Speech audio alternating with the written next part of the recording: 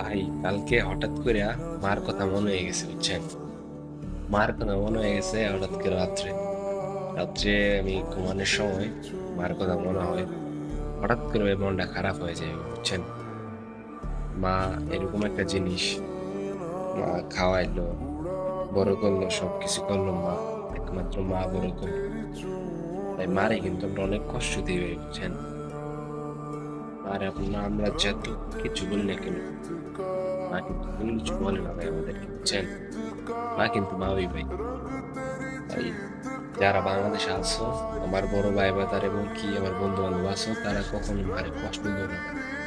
বিদেশে আইলে বুঝতে পারবো মা কি জিনিস ভাই। বিদেশ আইসে অনাইছি না আমরা, আইসে আইসা বুঝতেছি মা বাপ কি জিনিস। বুঝছো ভাই? বেশি মন খারাপ হয় মারা নিয়ে, বুঝছো ভাই? ছোট থেকে বড় হয়েছি, মা পাইলে বড় করছে, বুঝছো? মা পাইলে বড় করছে এবং কি মা না খেয়ে আমার খাওয়াইছে। ঠিক আছে, যদি বাচ্চা থাকি মার স্বপ্নগুলো পূরণ করব। তোমরা সবাই দোয়া করবা, তোমাদের দোয়াটা চাই। এবং কি ভাই, তোমাদেরকে আবারও বলি, যারা নতুন প্রবাসে আসবা তাদের মা বাবাকে কখনোই কষ্ট দিও না ভাই।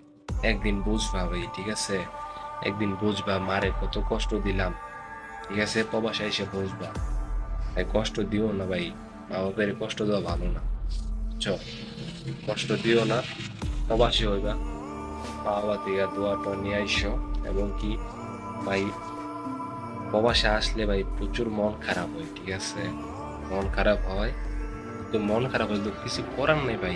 আমরা ছেলে মানুষ, আমরা প্রবাসে আসা লাগবে, ঠিক আছে? আমরা প্রবাসে না আসলে আমরা কোনো কিছু করতে পারবো না।